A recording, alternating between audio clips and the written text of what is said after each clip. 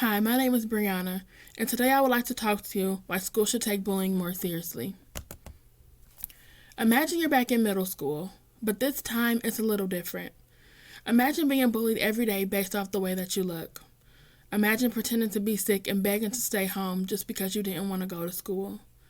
Imagine your mom calling almost every day trying to get the school to intervene. Imagine your school doing nothing. How would you feel?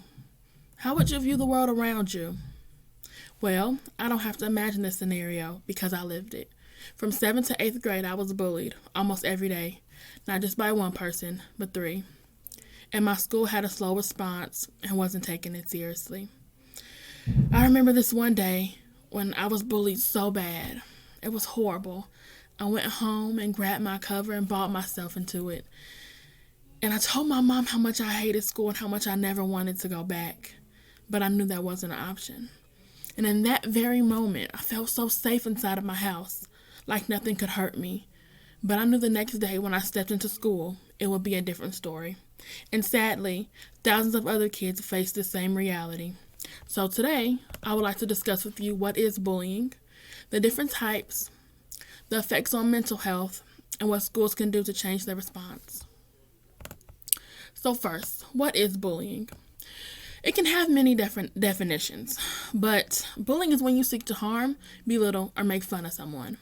According to StopBullying.gov, bullying is unwanted aggressive behavior, observed or perceived power imbalance, and repetition or high likelihood repetition of bullying behavior. 20% of students between the age of 12 to 18 nationwide are bullied every day. 19% of students between the age of 9 and 12 are bullied nationwide every day. And those stats are from StopBullying.gov as well. Now that we have a definition of bullying, let's talk about the different types. According to the National Center of Bullying, there are four main types: physical, verbal, social, and cyberbullying. Physical is anything that involves hands or feet, like kicking or punching or getting beat up. All that would be considered physical. Verbal is being teased, mocked, and made fun of. Social is being excluded, people spreading rumors and lies about you, and people hurting your reputation at school. Lastly is cyberbullying. Cyberbullying has been on the rise due to social media and internet becoming popular. So anything through email, text, phone, or social media, when people harass you or post embarrassing pictures or photos of someone, that is considered cyberbullying. Now let's look at some stats. 13.4% reported rumors and lies being spread about them. So that's the social bullying. 13% reported being made fun of. That's verbal. 5.3% reported being pushed. That's the physical. 5.2% reported being excluded. And that's the social as well. And 5% reported being threatened with harm. And that's the verbal as well. So this just shows you the breakdown of the types of bullying you will see in schools. And I was bullied through social, with a mixture of social and verbal. Kids would talk about me, about the way I looked, talk about my speech impediment, spread rumors and lies, say that I like boys when I really didn't, just to embarrass me. So I had a combo of verbal and social. Now that we know the types, let's talk about the mental effects of bullying. Bullying can not only affect you physically, but also mentally. And some of the physical effects are fatigue, stomach problems, and headaches. According to Psych.com, there are two types of ways bullying can affect you: short-term or long-term effects.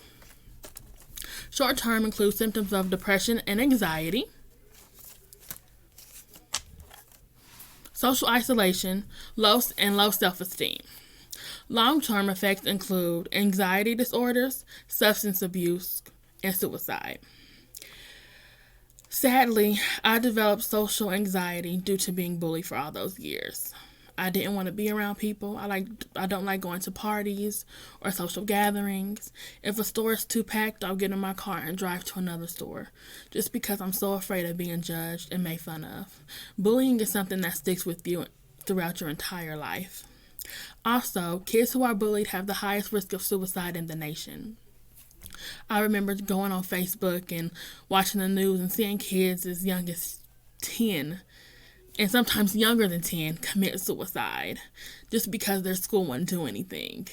And that hurt because all kids deserve to live. And all kids deserve for their claims of bullying to be taken serious. Just think, if the schools would have did something the first time the parent or the kid said something, that child would still be alive today. It's time for the schools to take responsibility and ensure the safety of these kids. Lastly, let's discuss ways schools can change their response to bullying. A lot of schools say they have a zero tolerance for bullying.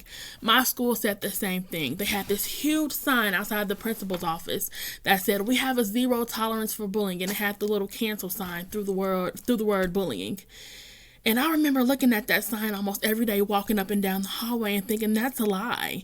Because if you had a zero tolerance for bullying, I wouldn't be in the situation that I was now, and my mom wouldn't have to call every day. Some schools claim they have a zero bullying tolerance, but they don't implement it.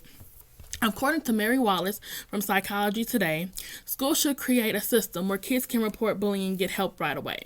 This system should be anonymous, so kids should be able to go to the guidance counselor or text a certain phone number or call or text the principal and let them know that they're being bullied, and they should get help right away. Also, according to Mary Wallace, she says schools should teach an anti-bullying curriculum. So either at the beginning of the school or in the middle of the school year, let kids know about bullying behavior, why it's wrong, and how kids can get help if they are bullied.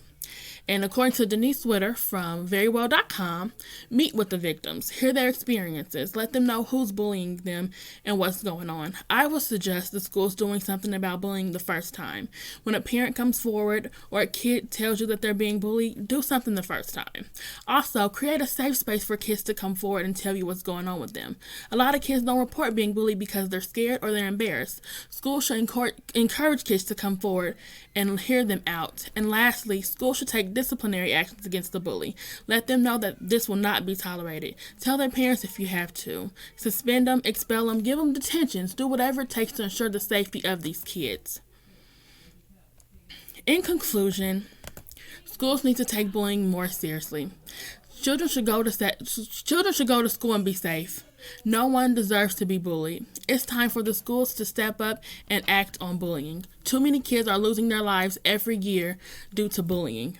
It's time that we end bullying, and we can do it together.